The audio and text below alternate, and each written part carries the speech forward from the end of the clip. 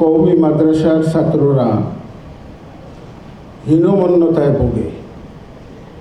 কওমি মাদ্রাসার ছাত্রদের একটা হীনমন্যতা আছে যে আমরা লেখাপড়া করে আমাদের চাকরি কোথায়, আমাদের কর্মজীবনে কি করব, একটা অনিশ্চয়তায় ভোগে। ছাত্র জমিয়ত বাংলাদেশের সঙ্গে যারা যুক্ত হয় তারা হীনমন্যতাবোধের শিকার হয় না। ছাত্র জমিয়ত বাংলাদেশ একটি আদর্শ সংগঠন।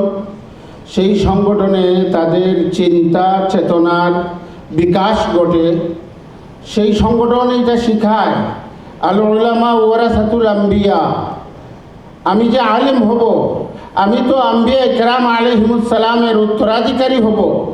আম্বিয়া ইকরামের যে কাজ সেটি আমার কাজ। সেই কাজ আমি করে সময় পাবো কোথায় অন্য কোনো চিন্তা করা?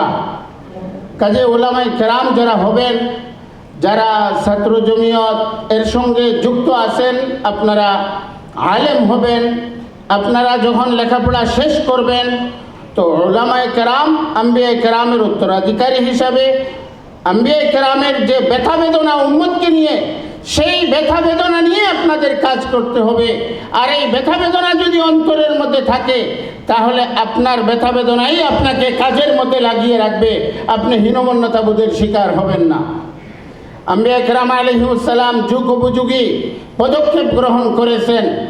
কাজে আমরাও উলামায়ে কেরাম যারা হব, আমরা সময়ের চাহিদা অনুযায়ী আমাদের কর্মসূচি, আমাদের কর্মপন্থা নির্ধারণ করব। বর্তমান সময় হলো সাংগঠনিক রূপে বাতিল আসতেছে। এই বাতিলকে মোকাবেলা করার জন্য সাংগঠনিক রূপে আমাদের প্রস্তুত থাকতে হবে।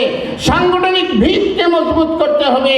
জনগণের সঙ্গে আমাদের সম্পৃক্ত হতে হবে। আর জনগণের সঙ্গে সম্পৃক্ত হয়ে সবাইকে যদি আমরা এই আমাদের জমিয়তের কর্মসূচির সঙ্গে যুক্ত করতে পারি তাহলে দেশের স্বাধীনতা অক্ষুণ্ণ থাকবে, এদেশে দিনী কাজ অক্ষুণ্ণ থাকবে, আমাদের অস্তিত্ব নিরাপদ থাকবে। আল্লাহ আমাদের সবাইকে তৌফিক দিন। ওয়া আখিরু দাওয়ানা আলহামদুলিল্লাহ।